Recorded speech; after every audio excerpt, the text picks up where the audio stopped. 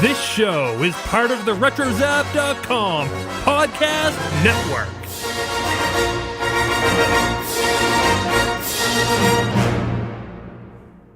And welcome everybody to episode 71 of the Animanicast.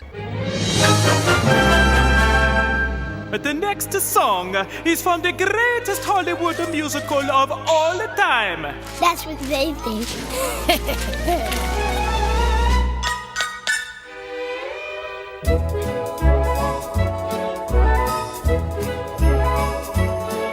We're sleeping on the ice, just sleeping on the ice, for a fabulous pratfall, just upon our advice. Let your feet take a flip. I've broken my hip. We're slipping and sliding on The ice.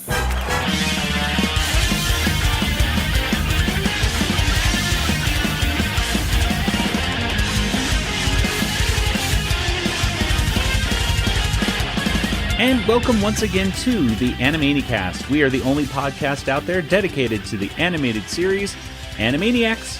And here we explore the series episode by episode, exploring all the cultural references and gags that we can find.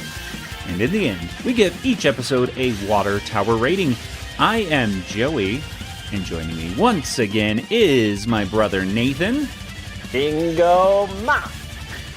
And across the country in Georgia, it's Kelly. Hi there. Hello, Kelly. You know, Nathan, I was wondering... Nathan, I was wondering if you were going to say bingo or bingo ma.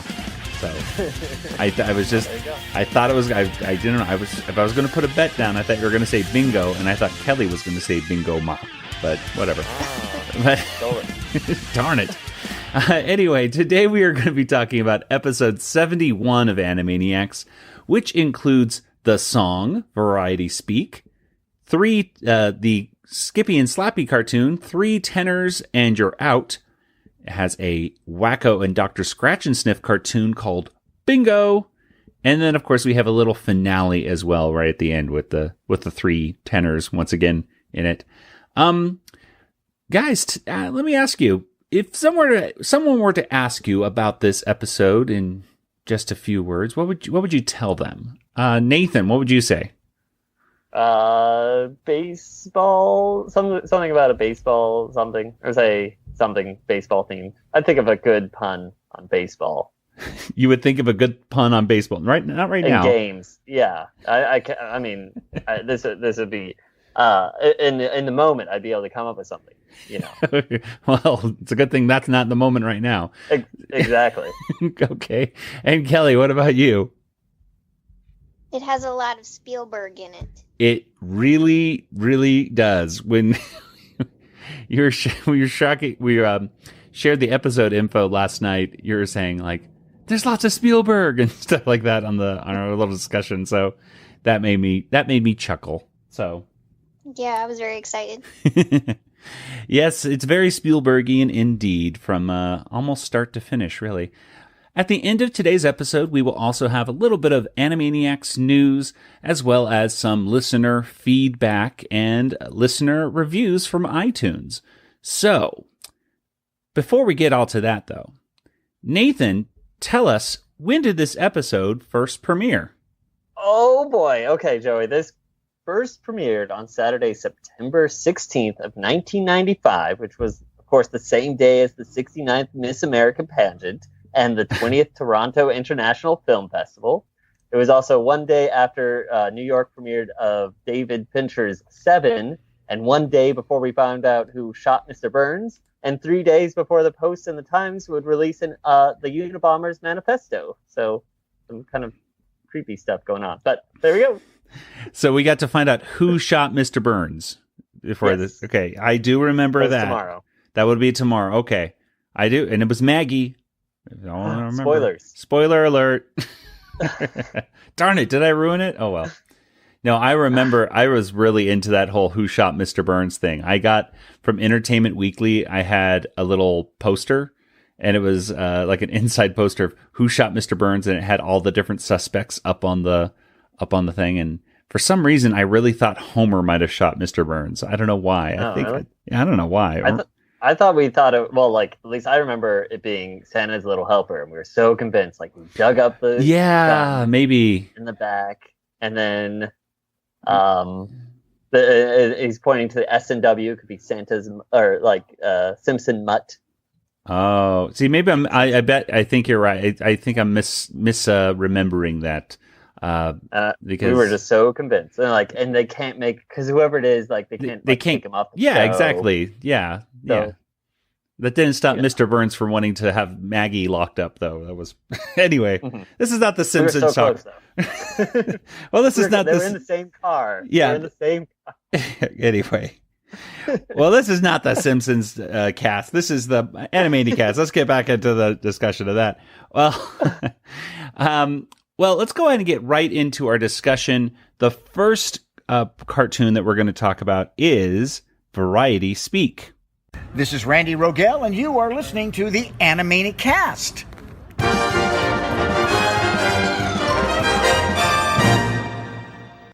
And Variety Speak is written by Randy Rogel, and this cartoon was directed by Al Zegler. And basically in this, it starts off with Yakko, Wakko, and Dot waiting for Dr. Scratchansniff, and he's running a little behind. We're here for our appointment with Dr. Scratchansniff. I'm afraid there'll be a short delay. He's a little behind today. He's not a little behind to us. He's a big one. They basically wait for Dr. Scratchansniff to come, but while they're waiting for him to show up, Wakko gets hungry, and so Dot does little tricks with him, and he's acting like a dog. Again, like a little puppy children. And and they ask Hello Nurse for something to lay on the floor because he's not house trained. So she quickly gives them her variety that she's been reading. And they lay it out, and Wakko looks at the lettering, and he says, "What's all this?" And they begin to explain that in Hollywood they have a different language that they speak. In Hollywood, they have a different language that they speak. It's spoken by those folks who went to school for just 1 week. It's found inside Variety, a magazine they use. And no one understands it when they read the movie news. Like Hicks makes pics, but the flick needs fix. Means someone made a movie that bombed. The beeps in charge are now at large. Means everyone involved is gone. The plot conflicts, no beautiful chicks. So it's coming out on video soon. They're taking their licks cause the critics say nix. And the editors are gonna try to fix it in the mix. But the Stoxies. And they basically talk about how, if you're gonna make it in Hollywood, this is how you gotta talk. And that's Variety Speak. And it's a cool song. I really like it a lot. There's lots and lots of different references in it. I'll try to go over a few of them right now. Number one, this is the second Animaniacs cartoon that is in a letterbox format, which looks especially weird when you're watching this on DVD because, and I don't know if they've changed it up on Hulu at all, but it's essentially letterboxed on both sides of the screen now these days. Like you have little black bars on the left, right, and the top and the bottom of it because of the way TVs are formatted these days. There's a Spielberg is in this. We have Schwarzenegger doing King Lear. We have Spielberg. Speaking of Spielberg, when they show Spielberg, they show the Cineplex, and outside of the Cineplex is numerous hundreds and hundreds of films that go up into the sky. And I took some screenshots here of them. And so these are the films that are playing inside this theater. There was a Fievel. Did you see the Fievel? No, I didn't see the Fievel. Yeah, it was right at the bottom before the cameras panned up. Oh my gosh. Fievel's misspelled. They spell it Feivel. Oh. So I caught that. Okay, well. I did have to pause it and, slow-mo it. So these are the films that I see right here on here. It's Jurassic Park 2, which would be coming out, of course. Back to the Future 14. Indiana, it says Indiana, I see what it's trying to do. Indy, and then it's Anna like the name Anna, like a girl. And I think there's even a heart at the end of her name. Her name's Indiana Joan 2. There's ET 3. There's the Sugarland Express 5. Jurassic Park, looks like Jurassic Park 3, perhaps. Jaws 1. Now, some of these aren't that creative, but some of them are. Closed Encounter. We have Always Again 2. Let's see here. Well, The Jurassic Park goes up to 5, I think. oh, really? Wow. Okay, so Park 4 and a Jurassic Park 5. oh, I see the Strangely- Feifel one. Yeah. The Jurassic Park is strangely accurate. Yes, it really is. And Hooked. Did you see? Yep, Hooked? Hooked. And ET4 Duel even has a sequel in here. There's Duel 2. Let's see. It says 1941, the sequel. Oh, no. Yeah. I mean, I love Steven Spielberg. I'm not sure. There's one film that's called Guns. I'm not exactly sure what that's trying to parody at all, or it's just a film about guns. I don't know. That one. I saw Tooth, which I thought must be Jaws. yeah, reference? that has to be a reference to Jaws, I'm assuming. So yes, many different films right there in that Cineplex right there, that kind of mostly Spielberg films, of course. And I think Balto. There was Balto as well. oh, Balto, Spielberg had a hand in Balto, huh? Yeah, executive producer, I think. That was another Don Bluth film, right? So that makes Yeah. sense. Well, and he's shaking hands with whom I can only assume is a Universal CEO in the 90s. It had to be. He's shaking hands with a caricature of some sort. I have no idea who he is supposed to be, and I'm frantically looking through any CEOs of Universal, and I'm not seeing anybody that looks like that guy. So, whatever. Anyway, so I don't know. There's a some of the things actually come true in this. That for example, Rocky number 6. For example, actually, of course, did come true. There was I think Rocky 6, if I'm not mistaken, was just Rocky, I think, right? I don't know. I don't follow all the Rocky films. And of course, now they're going off into their own, the others kind of, I guess you can call it kind of a spin-off, whole genre with The new Rocky was called Creed. Creed. Right. Exactly. Yeah, now they're going to have a Creed 2, I think.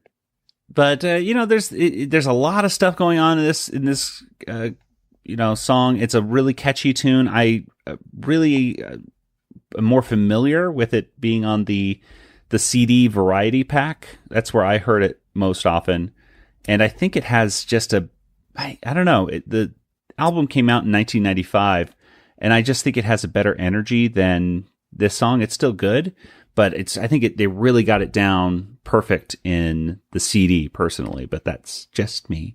The plot conflicts, no beautiful chick, so it's coming out on video soon. They're taking their licks cause the critics say nix, and the editors are gonna try to save it in the mix. But the stock C-screen on page 13 means Disney's up a nickel a share. It's a long cut deal for a major reel. Means Rocky number 6, so beware. If you want the poop or you need the scoop on Hollywood Town this week, you're gonna have to learn to talk that variety speak. Buffo Smash makes Warner cash, means there's gonna be a sequel next year. Nathan, Kelly, what do you guys think about this quick little song? I liked the Spielberg cameo, and I thought all the films with the sequels was hilarious because it's like they looked into the future. They really did. Saw what was going to happen. So I liked it, and all the film references, and I'd actually never seen this episode.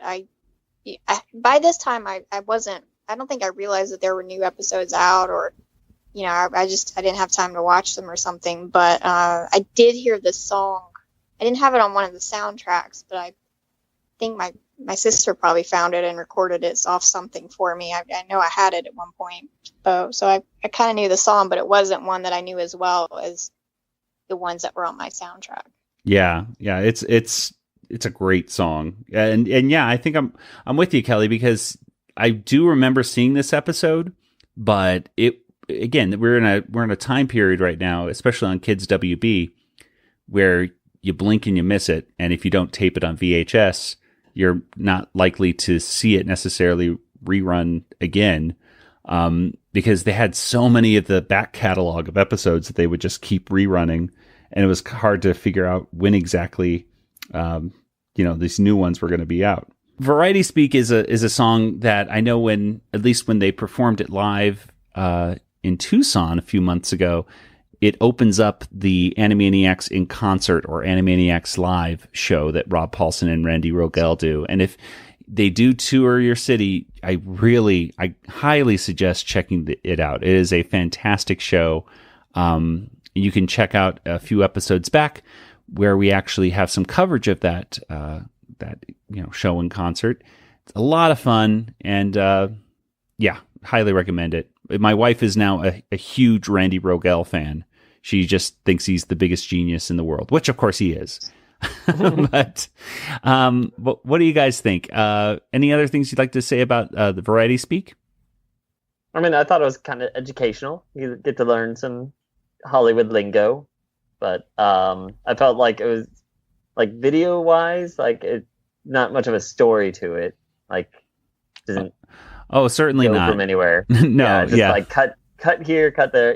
So it was just kind of like, I don't know. It's not the best fun animation, I guess. I don't know what I'm trying to say, but yeah, the animation was not necessarily the best. It was still pretty good, but it wasn't. Yeah. It wasn't the best. They could have made it more exciting. Yeah, but it had Steven Spielberg. Yeah, they could have had more Steven Spielberg. Well, yeah. Well, and I think the one last thing I think I'll talk about is the fact that they're on the Warner Brothers table right there, which is shaped like a shield, apparently. I had no idea that in real life, apparently at the Warner Brothers studio, the executives meet around a large marble table shaped like the Warner Brothers logo, which makes sense. But it was just the last episode we discussed, the super strong Warner siblings, the tower grabs it out of the building to use as a sword. And I just thought that was interesting that this time the Warners were dancing on top of it, and then the stairs come joining them again. It was nice to see the dancing girls once again. I'm sure Yakko appreciated that. But the dancing girls now, I think, must be their third appearance now. Has to be. Yeah, I think that's right. It's at least their third. Yeah, because there was the walking. What is that? The mamboing. I can't remember what they called it. They were romping.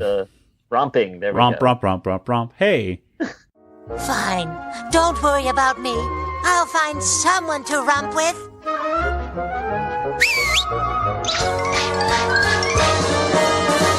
I love cartoons. And romp, romp, romp, romp, romp. Hey! Romp, romp, romp, romp, romp. Hey! And then they were in the Christmas one, yeah. I think it's important to note that also Variety is no longer in print. I mean, it's still, online, but I don't think they print the newspaper anymore. I think they stopped printing it about 5 years ago, I want to say. Maybe a little less. But yeah, no more printed newspapers that you can just put on the floor for Wakko. So, well, you can always print it at home. It's very true. Thank you, Nathan, for that good, excellent point. Well, let's go ahead. Here's a tip. If Wakko ever comes to your house, print out some Variety. Print out the Variety, lay it on the floor, and you'll be set. Okay, so let's go ahead and get to our next cartoon, which is entitled Three Tenors and You're Out.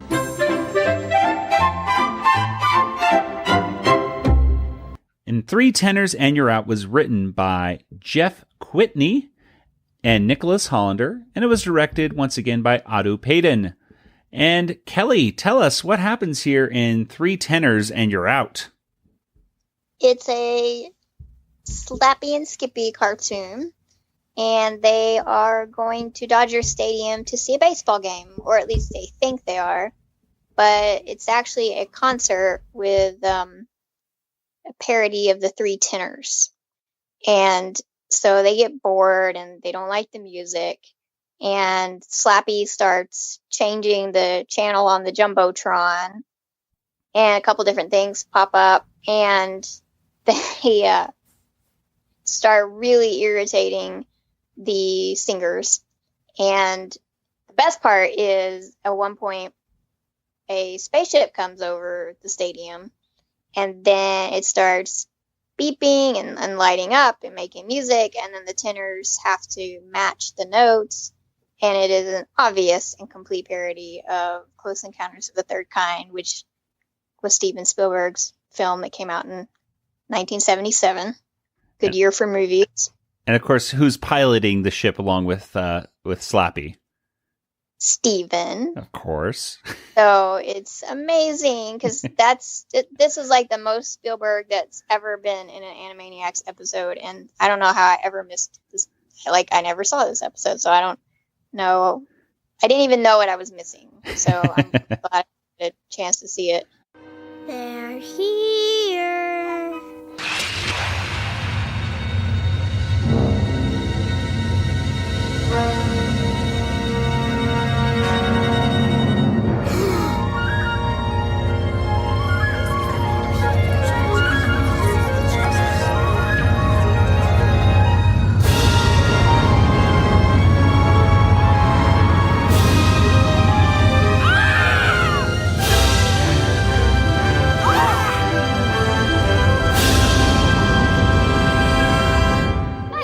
To bring in the big guns. I guess they finally end up annoying the tenors so much that they have them changing into different outfits and singing "Slipping on the Ice," which I knew I'd heard that song somewhere else, and I had forgotten that it was in an earlier episode, because I had to look that up, and I was like, oh no, I'm not crazy. Like I knew I'd heard the song before. Is a parody of Singing in the Rain, and it's super catchy, and they ultimately finally get to watch a baseball game, and the tenors are the umpires. Yeah. And they all sing Take Me Out to the Ball Game.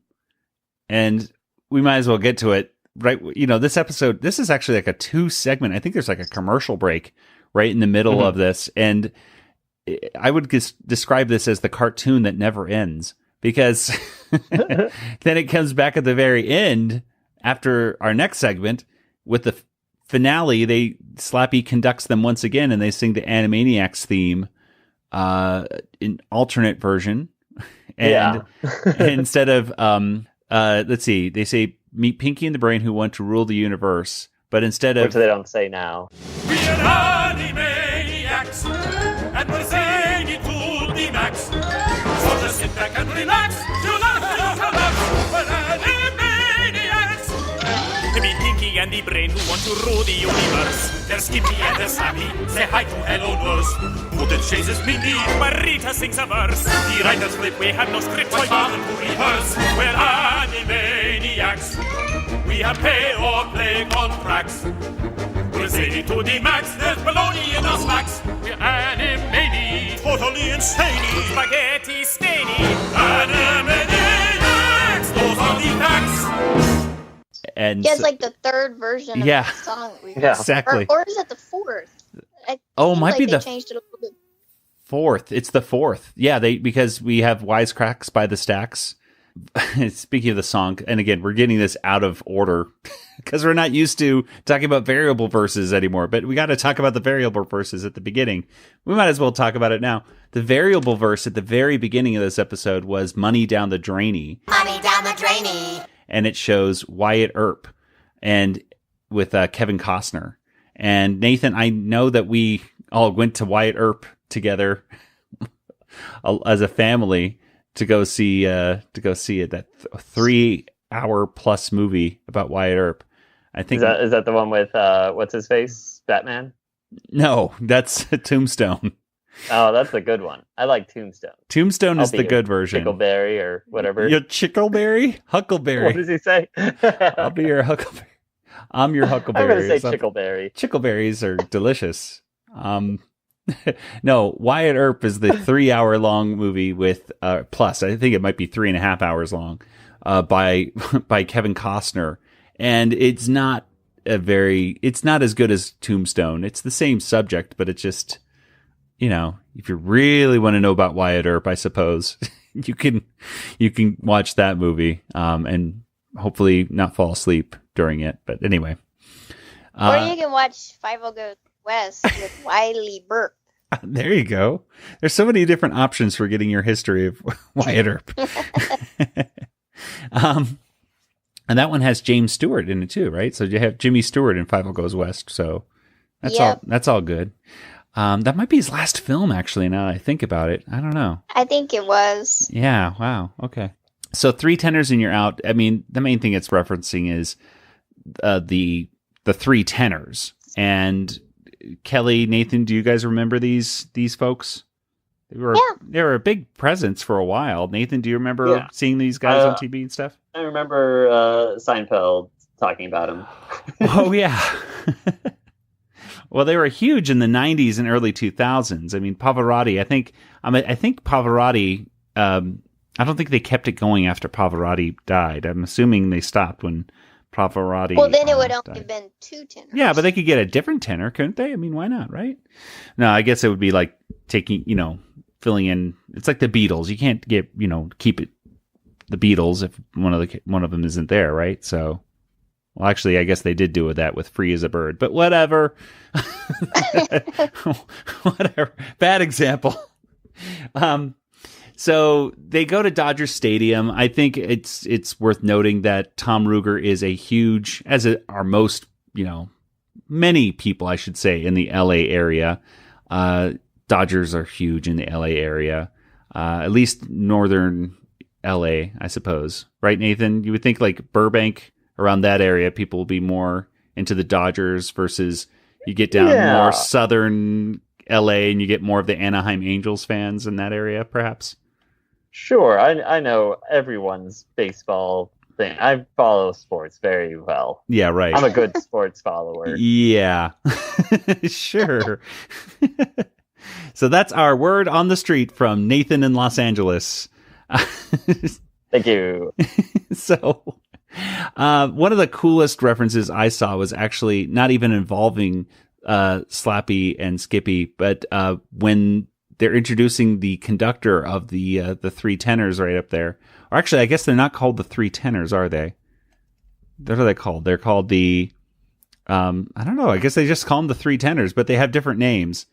The Three Tenors names on this are Luciano Pepperoni, Placido Domino, and Jose Caramba. And these are parodies of the Italian tenor Luciano Pavarotti and the Spanish tenors Placido Domingo and Jose Carreras. And so it was kind of cool to see those guys doing their thing. And they were, the people they hired to actually sing this were excellent singers, I thought. They must have gotten, obviously, real opera singers. I was quite impressed. Yeah, put a salary cap on it. Largo vai toto della città, largo. Too bad it's not free bat night.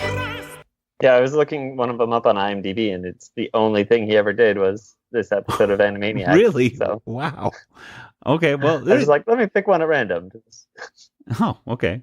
Well, anyway, like I was saying, Tom Ruger himself is a huge Dodger fan. The Dodgers were just in the World Series last season, and he was posting online a lot of pictures of him at Dodger Stadium and stuff at the World Series and stuff. So I'm sure that was a big reason why they decided to go to the Dodgers game and not the Angels game or anything like that. But one of the more obscure cultural references that's really shown in this is they show Arnold Schwarzenegger and Maria Shriver, who were married at the time. And I think actually, I think they still are, even though they've been essentially separated for years now. But anyway, Maria has a baby. She's like rocking it back and forth. And Arnold is in a French maid apron. Some people think this is a reference to the movie Junior, which I don't know. I think it's just a reference to them having kids. Like, I thought it was Junior, but I mean, I don't know what year it was. Yeah, exactly. I don't know if I'm assuming Junior came out around this time, which is not a very good movie at all. But I do remember seeing that in the theater as well.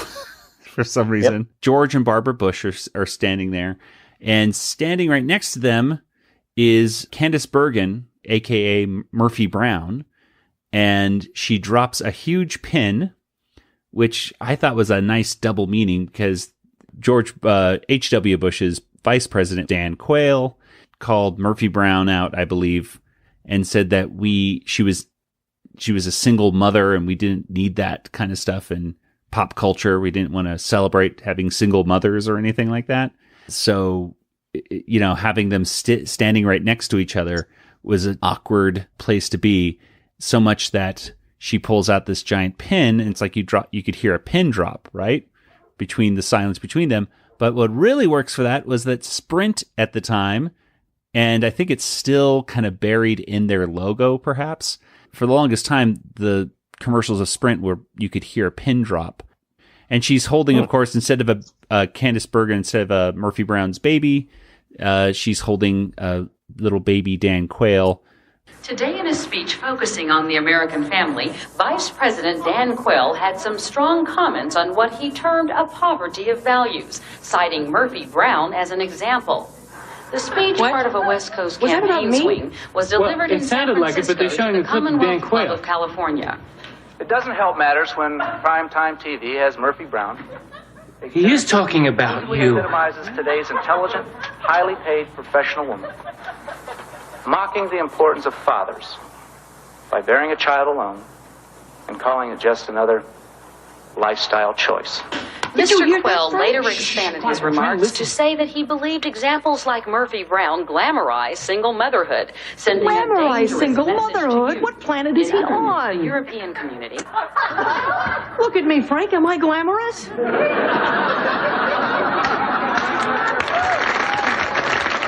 Of course not. You look disgusting. You're damn right. People in prison get to shower more often than I do. And Dan Quayle was seen as a stupid person. And why? He couldn't spell potato. He couldn't spell potato. And we knew right away that guy shouldn't be president because, boy, oh boy, we don't want to have misspellers out there and being... Yeah, it could cause a lot of issues. On the invitation for the State of the Union. Yeah. Well, I'm just glad our standards have gone up so much since then. So that's thank goodness that you can't have those misspellers anymore. Wait a minute. Oh yeah, State of the Union. Did you hear that Murphy Brown's coming back? Yes. How appropriate that it's like, speaking of reboots and everything like that Murphy Brown is coming back for like another season or something, like 13 episodes or something like that. I thought it was crazy. And yeah, it's like Animaniacs, Roseanne, Murphy Brown. It's like, what else do they have in the 90s that they can just pump some more air into and get a few more episodes? I didn't really watch Murphy Brown. That was like what I consider one of the old people TV shows. I watched it every now and then just because my parents did and they laughed at it. And I thought I should find this funny too, even though I didn't get any of it really. It's kind of I was a little too young to get it. Yeah. I'd have to visit it, see what I think of it now. But yeah, at the time I was like, no. One last reference right there was Clint Eastwood jumping out, holding his hand to his ear as a Secret Service agent because the movie In the Line of Fire had come out recently, I think in 1994 or 5. So yeah, all these different little references that would totally go over people's heads today. One last one I'll note, Tommy Lasorda is mentioned a couple times in this cartoon. I don't think their umpire's hand slappy. For the love of Mike, I thought that fat guy looked familiar. It's Tommy Lasorda. Hey, Tommy! Get back on that slim fast diet. You're losing the war. And shave that beard while you're at it. Tommy Lasorda, who is like I believe the manager of the Dodgers baseball for many years, was a slim fast spokesman. A year ago, when I looked like this, you'd never catch me in a bathing suit. But that was before I lost 30 pounds in 3 months with Ultra Slim Fast. And I feel 10 years younger. And with bathing suit season here, if you start the Ultra Slim Fast plan today, a healthy, delicious shake for breakfast, one for lunch, and then a sensible dinner. Hey, when you put on a bathing suit, you might look as good as I do. Ultra Slim Fast. Give us a week. We'll take off the weight. And boy, yeah. Again, today, you wouldn't know that. But So those are some references that are kind of lost, I think, on today's audience. But let's go ahead and talk about what you guys thought about this cartoon. What were some moments, some gags, stuff like that you thought was good? Now, we talked about the Spielberg stuff. And, of course, the Poltergeist reference is mentioned in there, too, with they're here. Nathan, what did you like about this cartoon? Well, I just thought that Slappy was being very rude to everyone around her. They paid to see the show, and there's this woman, and she's just causing a scene. And she never even paid for the ticket. She just ran right underneath the turnstile. She cuts in front of everybody. I mean, what I like to think is that the Three Tenors are in on the prank, and that's why they are happy to sing along to the Animaniacs at the end, and they're also playing baseball at the end too, because they know it's like they decided to do a comedy show, and they invited Slappy to kind of make fun of him. I think this is another. No, I don't know. I think this is another example of the person being driven crazy to the point where they'll do anything. Maybe they do sing a parody song before they get their script switch, right? They're singing about like macaroni and pepperoni and yes. Calamari, marinara, ravioli, di ricotta, minestrone, macaroni, ice tortoni, and a big slice of bologna. Well, that song, I think, was written by Pesto of the Good Feathers, because that's not, it just seems like they're Italian words, but they're like, fake Italian words. So, yeah, I don't know. That's why I feel like they're doing a comedy show. Okay. And that's why it's okay that, that way I don't have to feel bad for them. Because otherwise I just feel bad for them. Because they really did nothing wrong. And the audience is there, like, to see a show, and he's being very disruptive. She was yelling peanuts and popcorn. Give me all this. Yeah.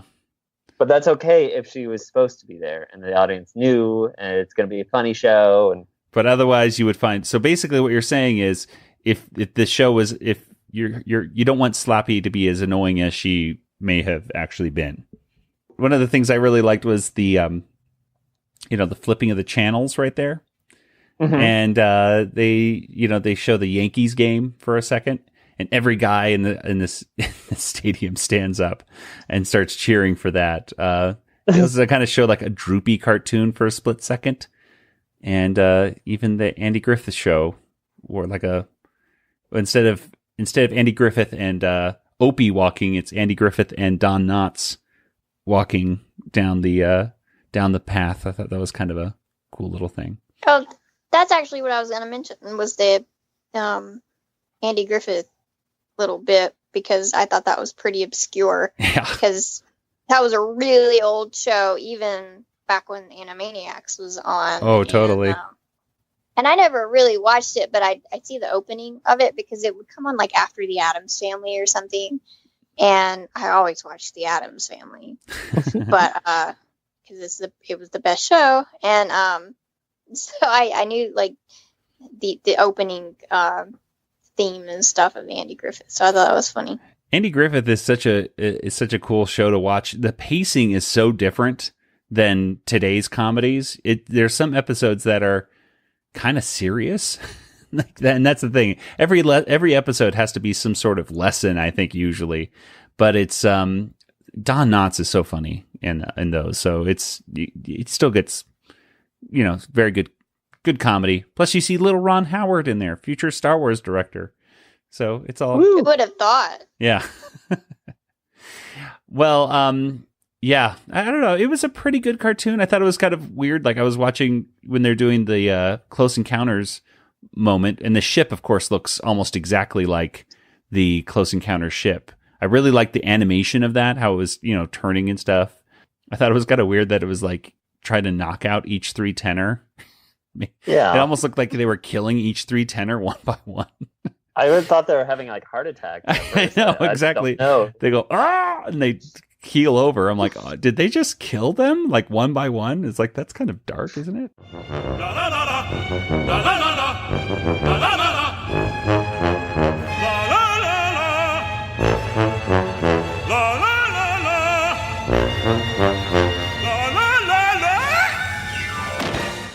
No, they just pass out from lack of oxygen, I suppose. So it's all good.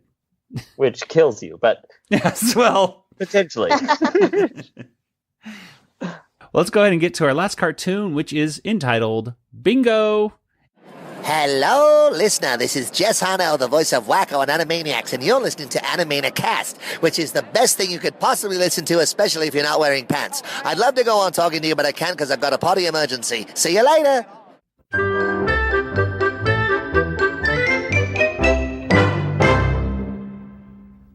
And Bingo was written by Peter Hastings, and it was directed by Liz Halsman and Al Zegler. And Nathan, tell us what happens here in our nice little short cartoon called Bingo. Okay, so Old MacDonald, he has this farm, and on this farm there's like cow, I think. Oh wait, no, I'm looking at the wrong notes. Yeah, I'm sorry. And okay, that's not even the right song either, because there was a farmer had a dog, and Bingo was his name-o. Yeah, Old MacDonald had a farm. No, Old MacDonald. And Bingo was his name-o. No, that's two. You're looking at some weird notes of two songs combined, Nathan. I don't know. There was a man. His name was Old MacDonald. There was a farmer had a dog, and Bingo was his name-o. Yeah. E-I-E-I-O. Okay. Who do you think the old man is that had the farm? Well, it's clearly Old MacDonald. Because he's a farmer. Yeah. Moving on. Dr. Scratchansniff is going to hold a bingo game, but no one shows up except for Wakko Warner. So Dr. Scratchansniff is going to cancel it, but Wakko begs him to hold it anyways, so he does. Wakko's the only one in the room playing, and as Dr. Scratchansniff yells out numbers, Wakko gets confused for words, and vice versa. So every time he says before, he says before what, and then he's like, no, it's those kinds of jokes, but repeatedly. But it's funny because it's not that long, and they do very clever ones that you may not think of the top of your head. So it's quite funny and enjoyable. Anyone can win, so make the game begin. Let's bingo go go. Very nice. Thank you. And now, our first combination is before. Before what? I-29. Oh, no, you're not. You must be at least 50. Really, 29. Oh, 9. Oh, 9. Oh, 9. Bingo! And at the end, Wakko, of course, wins because he's the only one playing. And he reaches into the bag and pulls out 1 year free bingo games. So he gets to do that for a whole year to Dr. Scratchansniff's chagrin. So there we go. Oh, there we are. And yes, this is, I remember watching this one because I never forgot, because in all my years of playing bingo afterwards, I would always think of this sketch, basically. Before what? Yeah. Oh, 9. Oh, 9. So, Kelly, what did you think about this cartoon? I thought it was funny. I thought the length of it was good, because if it went on for much longer, I would have slapped Wakko because it really starting to annoy me. But that made Dr. Scratchansniff totally relatable, and it was funny because he's like, what did he say? Like, do you practice being this annoying, or is it innate? Yeah. Innate. Bingo. I like how Wakko thinks he has bingo also, like after the third number. After the first one. First one? Okay. I think he just thinks bingo is you have it on the card, because he says he doesn't really know how to play. Yeah, he'll catch on. It's probably very similar to playing bingo with a kid. Yes. I don't remember. I remember we played bingo, like teddy bear bingo is what they call that. We had little teddy bear figures that we used in kindergarten, so I learned pretty young how to play. But I'm sure there were some in the class that didn't quite, grasp the concept, extremely quickly, because if you're not familiar with it and never even heard of it, it might be kind of a tough thing to figure out. I learned how to play bingo when I was a little kid, but was not as confused as Wakko, I don't think. I've never played bingo in an actual bingo hall. Have either of you? No. No, I've walked by one once. Yeah. I drove by one time. I've heard they're fun. You get to compete with all the little ladies and stuff. It's should be fun. Take their money. Is there food? If there's food, I might go. There sometimes is, I think. Maybe. I don't know. Just past a church any Thursday night. You might see something going on. Tuesdays or Thursdays. That's how they get me to go to anything at work. They're like, there's cake. I'm like, okay, yeah, I'll be there. Well, the only thing I think that would have made this cartoon a little, and I agree, Kelly, I think it was a perfect length for this. It didn't feel too long, didn't feel too short. It was just perfect. Nice gag, got it out of the way, and got some good, almost like a who's on first kind of back and forth between these two, which I thought was nice.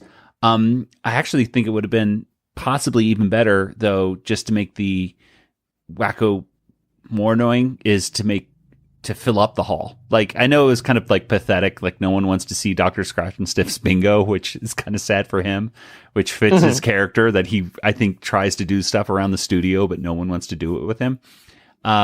Anyway, I think it would have been better if there were if the hall was full with people that kept getting annoyed with Wakko saying bingo at the inappropriate times, because there's and I know, Nathan, you haven't seen the show, but the show Impractical Jokers, they have to, they do pranks on each other and stuff. And one of the punishments was that one of the Impractical Jokers had to go into a bingo hall and yell bingo when he didn't have bingo, and he kept yelling bingo. And he felt so awkward and horrible that it was kind of painful to watch. Like, you felt sorry for him, but anyway, it was still funny. But That's not a bingo? Oh, 9. Oh, 9. Bingo. Stop. Now you're cheating. Cheating. Bingo. No, cheating. Bingo, bingo, bingo. I must inform. N4. I didn't say N4. I said informa. Oh, well, in that case, bingo ma. Oh, 9. Oh, 9? Yeah, I know. Bingo! So anyway, it was a good cartoon. Any other thoughts that you guys had on this last one here of bingo? I was sad that Spielberg was not in it. Yes, that's one way we could have That's made what it I was better. missing. I see. Yeah. Well, anyway, let's go ahead and get to our water tower rating.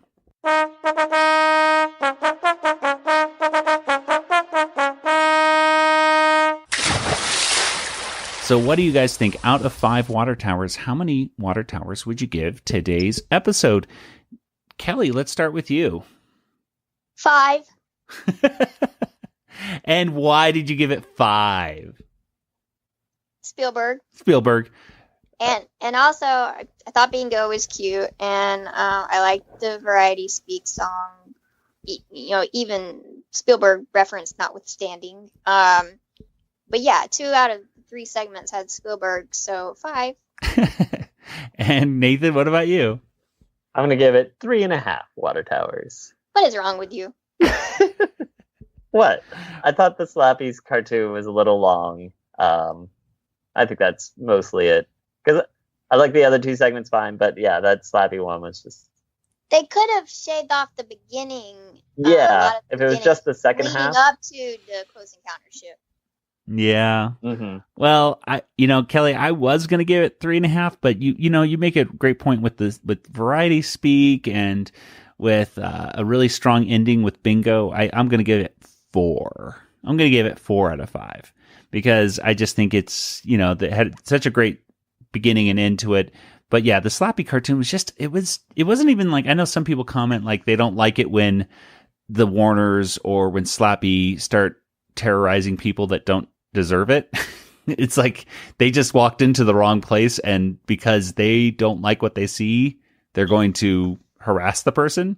Right. That person doesn't deserve it to be harassed. They're not being a jerk to Slappy or anything like that. They're just doing their job. They don't deserve to be harassed. I don't know. To me, I don't really mind that much. I just thought the cartoon was just one segment too long or something. And like I said earlier, it was like the cartoon that never wanted to end. After bingo, it came back again. I was like, what is going on with this cartoon? It keeps coming back. Anyway, But it did have. I mean, it has good singing in it and everything. So it's not like it could really. Yeah. I just think it could have been edited just a little bit, or something. It was neat seeing that new Animaniacs theme at the end. I didn't hate that or whatever. Yeah, it's fun. And Skippy was, again, super cute in this. He had his little pennant that he loved waving back and forth like crazy. And I think he says he's going to eat so many Dodger dogs, he's going to puke or something like that. I don't know. Something along those lines. So it has good moments, It wasn't perfect for me, but it was definitely a good episode. Definitely a good episode. Definitely. Runt was in there, so I can say definitely good episode. Yep. Is that the last Runt appearance? I mean, he's going to be. No, he'll be in the movie. He'll be in the movie and stuff. Yeah, little cameos. Hello, genius people. Yakko Warner here. The only show we listen to in the water tower is the Animanicast. I bet you can't guess why. Good night, everybody. Well, let's go ahead and get to some poll results that we had last. Well, I don't know. It wasn't even last week. Well, some from last week and some from the week before that, basically. The first poll that we have, we asked the audience, which of these Animaniacs songs is your favorite? And the choices were Video Review, Schnitzelbank, I'm Mad, and A Quake, A Quake. And Schnitzelbank had 8%, came in the lowest. After that, it was Video Review with 25. A Quake was 27, but I'm Mad got 40% of the vote. So there you go. I'm Mad wins that one. Do you guys have a favorite of those four? Video Review. Why is that? A Quake is mine. Okay, so why is Video Review your favorite, Kelly? Yes. Steven Spielberg? Yes. And A Quake is yours, Nathan? Yeah, because it warned me about LA. I should have listened. Should have listened. I like A Quake too. It's just it's a catchy song and educational. Yeah, but all those songs I like. I will sing all of those to myself sometimes. And our other main poll that we had, because we're talking about reboots and everything like that, is now that the news is out that Wellesley Wild from Family Guy will be the new showrunner from Animaniacs, what are your feelings about the upcoming seasons on Hulu? And 12% said that they are excited. They can't wait. But 43% said they are upset. Where's Tom Ruger?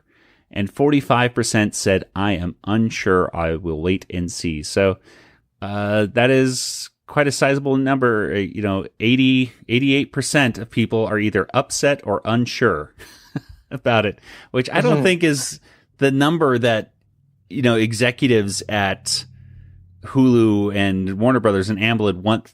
I think they want people to be excited about the upcoming seasons, not unsure and upset. One of our listeners said that, they might just kind of look at the unsure and say, well, that means they'll check it out. So that's all they really care about. Yeah, right. Which is a valid point that, maybe some people will just kind of get some subscriptions but to that means Hulu. It still has to be good. Yeah, exactly. If they're not going to renew their subscription or anything. And Hulu's pretty cheap right now too, isn't it? Like $5 or something a month. I don't know. I don't know. I've been watching the show on. Yeah, exactly. No, I've been watching the show on DVD and everything, so I haven't bought the, I haven't bit the bullet and gotten a Hulu subscription yet. But anyway, well, we're going to get into our little bit more discussion of reboot and stuff like that in just a few moments. But before we do, Nathan, why don't we go ahead and get into the poll for this week? What do we have? All right, so the question is, well, it's kind of reminiscent to this last question.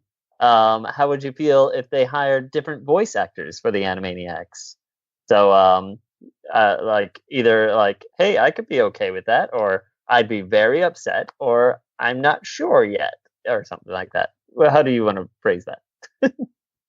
Okay, so just something along those lines, because, let's face it, there's a good chance, if they're not going to be going with Tom Ruger and a lot of the original creative team members of the show, they might be going for not only just a whole different look and feel, but they might just want to recast a lot of the main actors as well. I don't think it's beyond the realm of possibility at this point, especially, and I know people, have jumped down and said, Rob and, Maurice and Jess and Tress are all coming back. And I think that's a strong possibility. I think it is really a very good, strong possibility. But they didn't announce it at the beginning. You would think like if they were locked in. There's still no official announcement of it. So it's. Yeah. So you can head on over to twitter.com/Animaniacast or simply search on Twitter for #Animaniacastpoll and you can make your voice heard. Let Amblin, let Warner Brothers, let Hulu know how you would feel if the original voice actors were not hired back for the upcoming series. Well, and speaking of the upcoming series, we have a little bit of listener feedback to wrap things up. We have an email here from Stephen Brandon, and Stephen writes to us for some thoughts here. So Stephen Brandon has been listening to us since way in the beginning here. So Stephen says, "Hey Joey, Nathan, and Kelly, thought I would weigh in on the reboot. I think Mr. Wilde is going to stick with his own team and run the show his way and not be beholden to the past.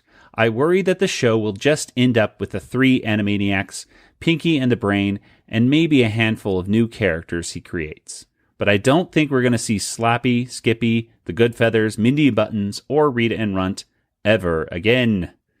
The press release says the show is being picked up for 2 seasons, but how many episodes are in a season? It might just be 10 episodes, so they would probably rather just stick to the characters they know work rather than bring back characters that they think are less than fan favorites.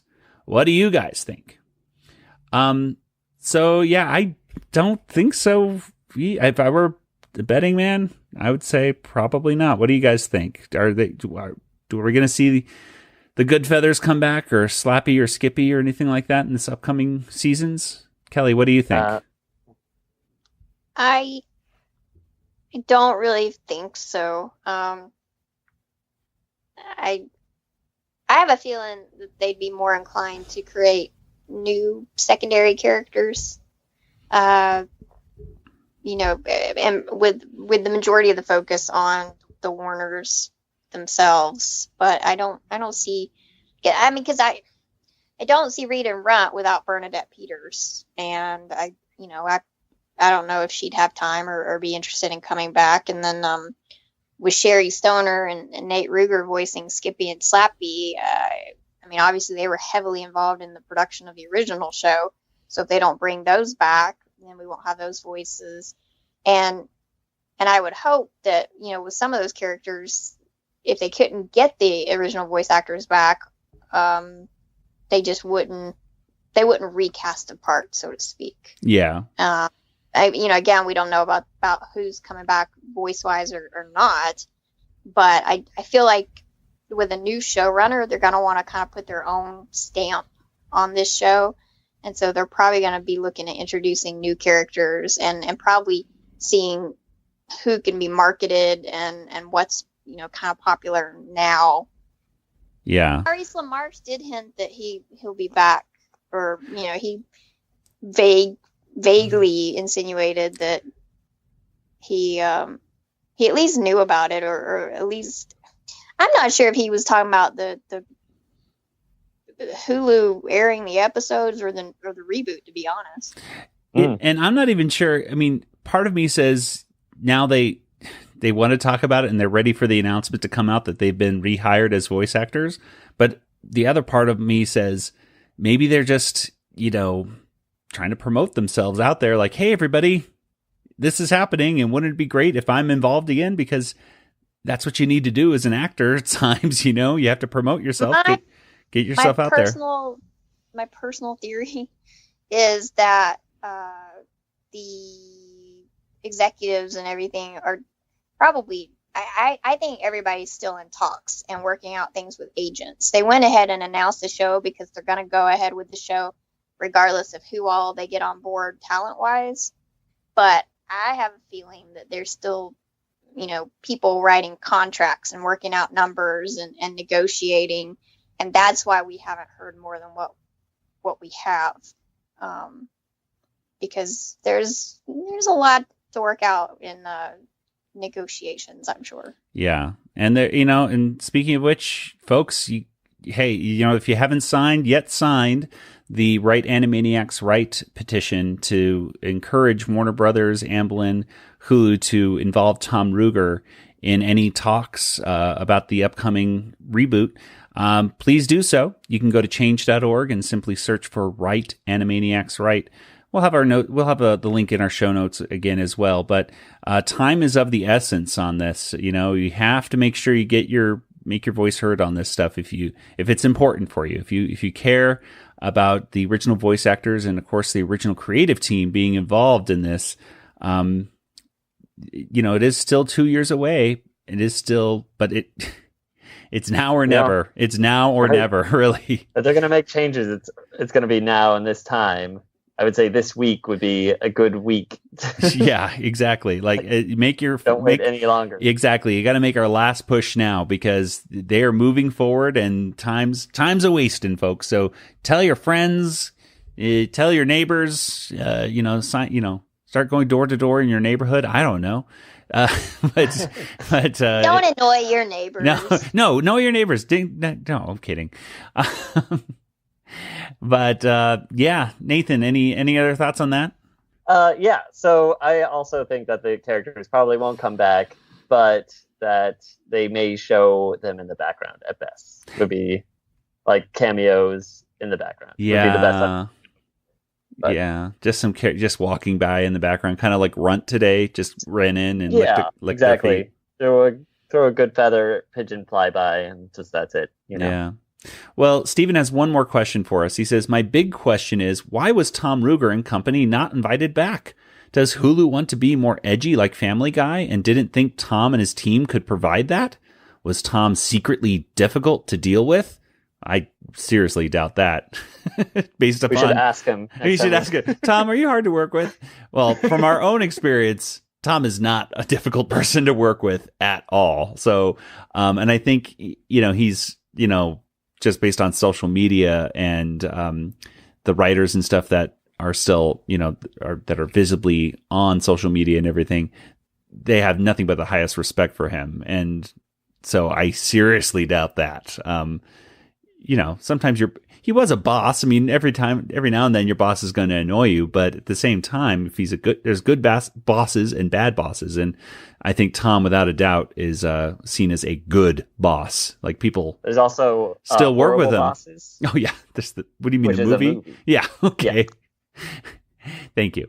But yeah, but Tom still works with the same people. I mean, like him and Sherry Stoner and Paul Rugg and I think a few other ones as well have even worked like on the 7D together recently. So it's not, so he's good to work with. I wouldn't worry about that. But has Tom been given a reason from Amblin/Steven as to why he was not invited back? I wish Steven would call him to tell him, even if it's during a drive on the 405. In the meantime, I still. Oh my goodness. In the meantime, I still have 29 more episodes to watch and enjoy as I follow along with the podcast. I'll check out the reboot in 2020, and I hope my predictions are wrong. Thanks and all the best, Stephen Brandon. So there you go. Thank you very much, Stephen. And Stephen, by the way, is an accomplished actor/musical playwright guy as himself. I think he did a Game of Thrones musical recently, so you can check him out, Stephen Brandon on Twitter and other things like that. So thank you very much, Stephen, for that info. So Nathan, let's go ahead and get real quick to some listener feedback. We have some new listener feedback on iTunes. Do you have that in front of you? I actually do. I do. All right. Well, Nathan, hit us with the listener feedback theme. Listener feedback. It's a listener feedback theme. It's a listener feedback theme, and Nathan's done with the song, I think, right now. Thank you. Good job. Thanks. So this one is from Sweetie Retro Girl, and she says, Baboo Podcast. 2 exclamation points. Hi, Nathan, Joey, and Kelly. She said me first because I'm reading it. Hi, sweetie retro girl. Anyways, I just want to tell you guys that I really love your podcast. Exclamation point. Ever since I got into this cartoon and Rob Paulson himself, which is like a year and a half, 2 years, I was trying to look for some really cool podcast that had all the information, revisiting episodes, references, and gags on the Animaniacs in particular. And then I stumbled across you guys' podcast and gave it a listen! Exclamation point. It was amazing. After checking out a couple episodes of your show, now I'm a full-time listener and enjoying it even more throughout the whole run! Exclamation point. Thank you so much for bringing me the information on the show, and with even a few laughs from Joey! Exclamation point. If I had to rate this on a water tower scale, I would give it this podcast 5 water towers out of 5. I love you guys and keep doing what you're doing! 2 exclamation points. Booyah. That's a lot of exclamation points. It's a lot. Really sweet. I'm very excited. Yes. Oh, and then she ends with blushing face and 5 hearts as well. That's her Twitter handle. So there we go. Very nice. Thank you, Emily, for that feedback. And if you want to leave feedback, ladies and gentlemen, you can simply do that on iTunes / the Apple Podcast feed. They make it really easy to give feedback these days on Apple Podcasts. You can, number one, rate a podcast with just a finger tap. Please, tap 5 stars. Don't tap the 1 star 5 times, but tap the 5 star right there. And I made that mistake so many times. But you can also click write a review, and if you write a nice, awesome, positive review like Emily did, then we'll make sure to read it on the air too. So thank you, Emily, and to all those who leave comments for us or reviews for us on iTunes. Really do appreciate it. Well, let's go ahead and get to contact information right now. Kelly, where can people get in contact with you? They can email me, kelly@bigshinyrobot.com, or find me on Twitter at YodaPrincess with PRNCSS. And Nathan, what about you? Twitter is the best place to find Django FT, and that's me. So there you go. Okay, and as for the Animanicast, we are on Twitter, we are on Facebook, we're on Instagram, and a few other places too, I'm sure. But, on YouTube, you can subscribe to us on YouTube, and you can listen to some old episodes as well as the new ones we release on there. And, you can also email us, which is animaniacast@retrozap.com. And speaking of retrozap.com, you should head over there. Because why? Because RetroZap is amazing. It has Star Wars stuff. It has pop culture stuff. It has everything that you would possibly need to keep up to date with everything pop culture in your life. And they even have a RetroZap podcast feed. There are 21 podcasts in all. If you simply subscribe to the RetroZap podcast feed, you'll get every single one of their awesome podcasts delivered right to your device, including this one, the Animanicast. So there you go. Well, let's go ahead and close it all up. So, for Nathan and Kelly, this is Joey saying good night, everybody. Good night, everybody. Good night, everybody. This podcast is not endorsed by Warner Brothers or Amblin Entertainment and is intended for entertainment and information purposes only. Animaniacs, the Warner Brothers logo, all names, pictures, and sounds of the Animaniacs characters or any other Animaniacs-related items are registered trademarks and or copyrights of Warner Brothers, Amblin Entertainment, or their respective trademark and copyright holders. All original content of this podcast is the intellectual property of the Animanicast unless otherwise indicated. What is this? Must be the Canadian national anthem. Just hum along if you don't know the words. Yep-boo, oh, Canada! You sound like a broken Slurpee machine.